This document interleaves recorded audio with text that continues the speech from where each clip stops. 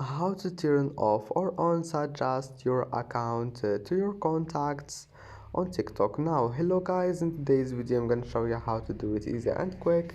First open TikTok now and then click on your profile here and then click these three lines in top corner and now click privacy. Here is it, and then click suggest your account to others. And once you're here, all you need to do just here's it contacts, you can turn it on. Just click OK, and that's it.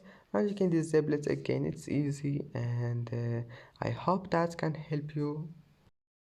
And that's it for today's video. If you like this video, please don't forget to like and don't forget to subscribe, and thank you for watching this video until the end, and see you in the next video.